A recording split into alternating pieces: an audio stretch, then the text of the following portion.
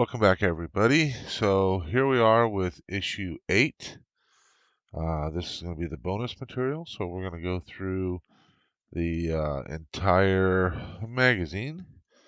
We'll touch on all the interesting stuff, and um, maybe you guys can enjoy this. So this issue, we're going to talk about the final step of the evolution into the YT series that makes up the forerunners of the Falcon. So in this one, we talk about the YT 1200, the YT 1210, and the YT 1250. So the YT 1200 and the YT 1210, they were more or less the same. So uh, this was the first one that we saw the side-mounted cockpit projecting from the main disc of the hull. With a standard crew of 2, which is the pilot/captain and the gunner/co-pilot. Had a small crew lounge and a basic refresher station and sleeping quarters. So, and had 10 attachment points for add-ons and options. So, but otherwise it says here that the YT 1200 and 1210 were virtually the same ship, except that the YT 1210 had 3 cylindrical engines under a streamlined blister at the rear of the hull, where the 1200 only had 2.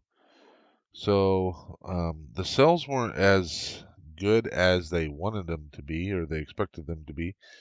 So it says here, despite the extra cargo capacity, it increased to 1,200 tons, or 100 tons, excuse me, and modular options that allowed for easy modifications by owners and operators. Their cost was too high, and so that's why the sales weren't as good. So most customers opted for the basic YT 1000. But once the YT 1300 was launched and became an enormous sales success, the CEC found itself with a large stock of unwanted earlier models. So let's have a look at some of the specs on this. So the length is 32.25 meters. Its maximum speed is 800 kilometers per hour in atmosphere. It's got a Class 2 hyperdrive rating with a Class 16 backup. It comes equipped with shielding. Has one double barrel or double laser cannon. It comes with a Navicomputer, and it says here the capacity is 80 tons. Oh, I'm sorry, that's for the YT 1250. So yeah, so the YT 1250 is what they came out with in hopes to try to make up some ground for the 1200s and 1210s, and basically it came with better sensors and that kind of stuff. And um, I think they even says here that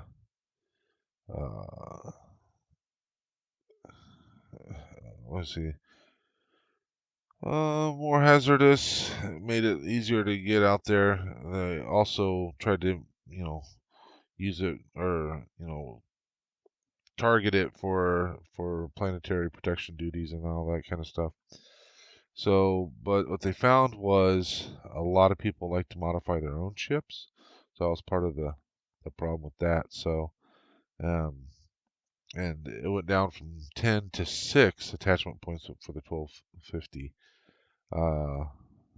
Then it says here the last of the YT 1250s were the last of the stock was sold off to militant trade guilds and that kind of stuff. So, yeah. So the last iteration of the YT series before the YT 1300 was not the huge success that they were hoping it to be. But you can see that it's got a very similar shape to the Falcon, but we're not quite there yet. So now let's talk about the technical station. So the technical station, we worked on that in this issue, and so now we'll learn a little bit about it. You can see here in the pictures. So this picture is obviously from Empire Strikes Back, so because Han Solo wore that little jacket in Empire Strikes Back, whereas that's from A New Hope because he just wore the vest. Um, so the thing with this was that um, normally there would be a bunk there for the crew to be able to stay at, and because it was just outside the cockpit. Um, so it was long before one of the previous owners. It talks here that the original bunk had been removed by the previous owner, who replaced it with a technical station long before the ship came into hands of Han Solo. And so the nice thing was you could get a lot of the sensor readings and all that kind of stuff and controls right from the technical station that you so you wouldn't have to go back to the cockpit for some certain things. All right, so it says here it came with a bigger suite of sensors and more powerful computer to run them, which can give them a tactical advantage over smaller vessels. The Falcon suffered from no such deficiency. Her technical station was based on the substantial terminal from the Fabritech ANQ-51 sensor array computer, originally salvaged from an old Karelian corvette, linked together with the ship's oversized Rectana, also a part of the Fabritech system. This was a key piece of the equipment that provided the powerful sensor capabilities of the Falcon. All right, so made it kind of nice in that regard for the Falcon. So uh, pretty cool. Now, one of the things that's interesting is we got the droid interface here. So while the displays and controls of the Fabritech terminal were configured for human use, the modifications to the Millennium Falcon mean that it is often easier for a droid to speak directly to the ship's computer than other systems. When the damaged hyperdrive failed during the flight from Hoth, C-3PO was able to identify the faulty power coupling. Later, after Vader's men had sabotaged the hyperdrive, R2-D2 was able to reactivate it from the computer interface behind the panel. And so that's what we see here in this picture. So yeah, and then so that's pretty interesting. That technical station was just part of something that was added at a earlier date.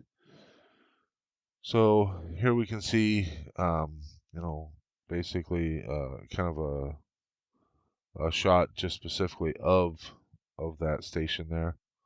So, and I think this here is just like a homemade stool or something, whereas this is the same type of seat that we have in the cockpit, and then there's our technical station.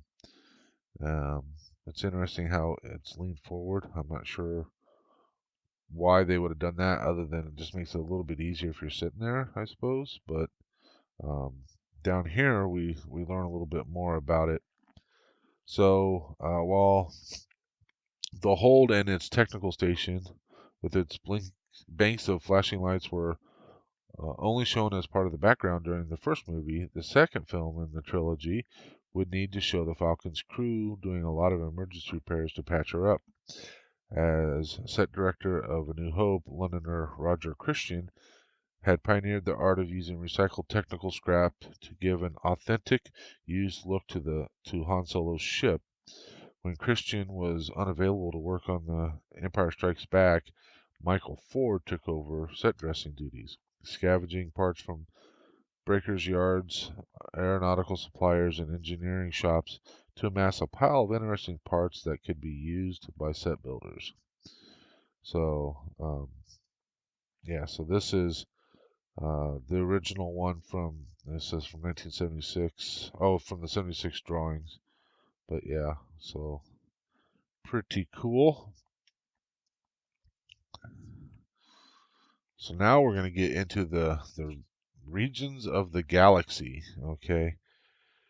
So if you weren't aware, you would be aware of this, like especially if you they talk about it a little bit in some of the movies,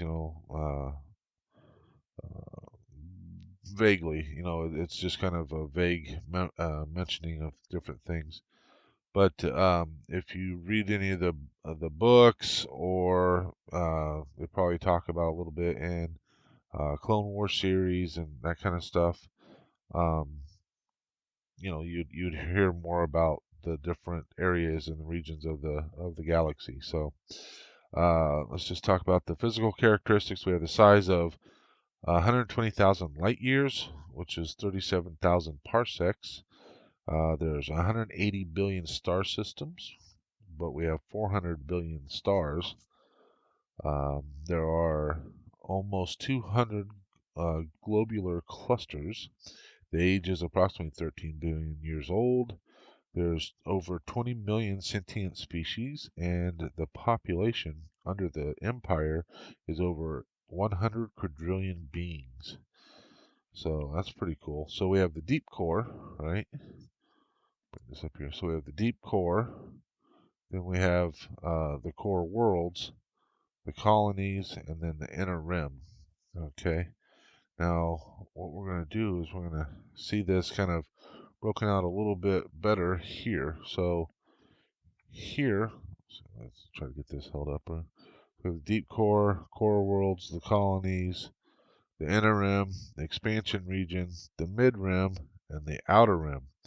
Now, if you do any of the books or stuff like that, they talk about the unknown regions. All right, and then we have wild space. So that gets talked about a lot in books and stuff. Try to get this so you can read it. Wild space there. And then we have the triangular arm, and then down here we have hut space. So let's just kind of talk about like the outer rim, wild space. Let's go to wild space and unknown regions. So if the outer rim is on the fringes of the galactic society, wild space is the real frontier between the settled parts of the galaxy and the unknown. It includes some highly developed, if little known planets such as Camino, right? So Camino's where Obi-Wan had to go. That's where the clones were made. Regularly explored, although not extensively. Wild space's definition has uh, varied wildly throughout history as new hyperspace routes have been discovered and the boundaries of settled areas have grown. Then, if we get into the unknown regions, at one time, much of the galaxy could have been classed as unknown regions, a collective term for all the parts of the galaxy that had not been formally charted. While this has shrunk enormously, the unknown region still includes a vast area that is not connected by the network of mapped hyperspace routes. This does not mean this region is totally unexplored, or that colonies and indigenous cultures do not exist on habitable planets, simply that they do not belong to the broader galactic community. When we talk about unknown regions, Grand Admiral Thrawn, anybody that's familiar with the Heir to the Empire series, and he's also made appearances in the TV series Rebels. Grand Admiral Thrawn would be from the unknown regions. And although I haven't seen it for sure, I'm fairly confident that a lot of the stuff that we see in the newest trilogy, so The Force Awakens, The Last Jedi, and The Rise of Skywalker, I think a lot of those things take place in the unknown regions. So um, like Exegol and stuff like that, I'm guessing are in the unknown regions. I don't know for sure, but I think that a lot of that does take place in unknown regions. If for no other reason than I know that is part of what the books, the newer books, they point to. That's was part of Emperor Palpatine's plans, was to send everybody off into the unknown regions and basically regroup. And he had certain plans to in in um, certain things in planned for the unknown regions. So yeah, so that's kind of important. So Hut Space, it's named after the Hut species which controls the region. This is self-governing area that fills a wedge between the mid-rim, outer rim, and wild space. Hut Space remained neutral during the Clone Wars, although the Huts played off both sides against each other until they finally allowed free passage through the region to the Republic. Numerous space routes thread the region, connecting its large number of uninhabited worlds. So in Hut Space, we have Null Hutta. That's basically the home planet of the Huts. But then we also have Nar Shaddaa, and Nar Shaddaa was actually mentioned in Empire Strikes Back, I believe.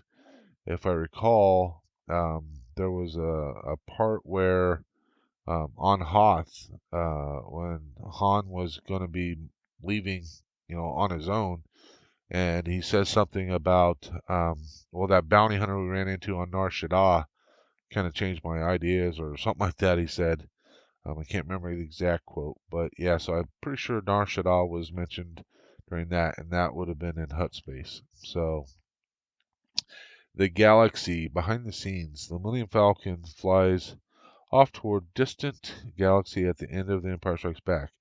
The celestial object seen at the end of The Empire Strikes Back has fueled speculation about whether the Rebel fleet has fled beyond the Star Wars galaxy. Official Lucasfilm sources have offered different identifications.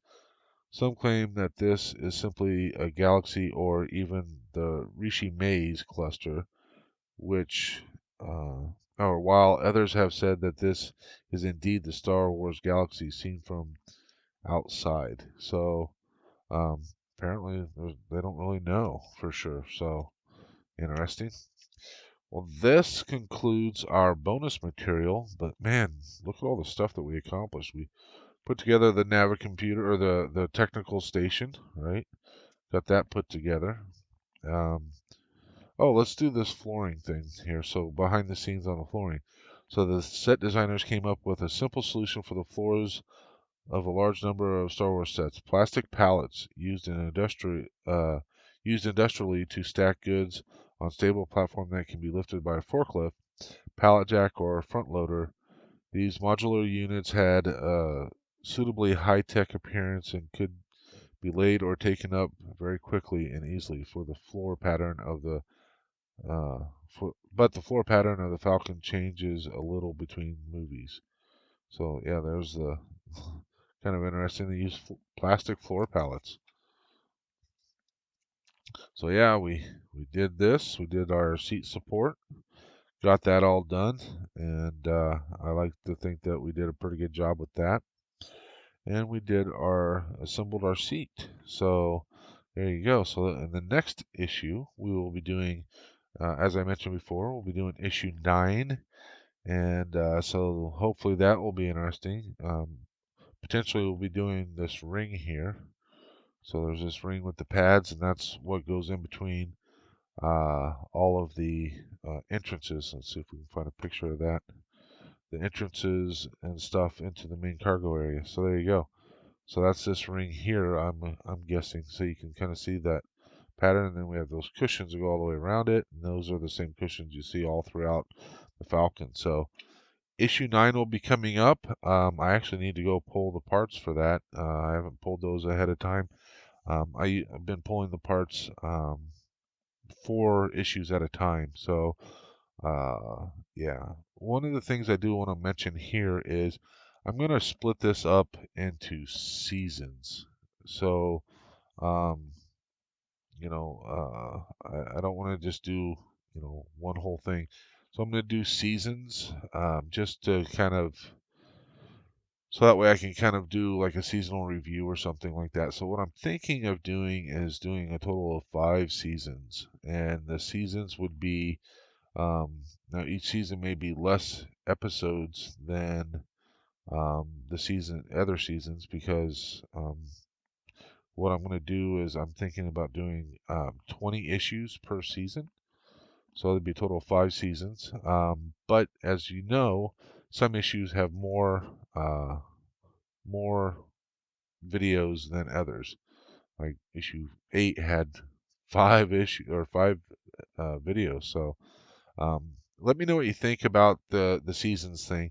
If everybody kind of likes that idea, what I'll do is I'll go back and rename all of the previous videos, and then any future videos will have the season naming convention on it. So, all right. With that, thanks everybody, and hope you're enjoying this series. Let me know if you have any questions or thoughts or anything, and I will see you in issue 9. Take care.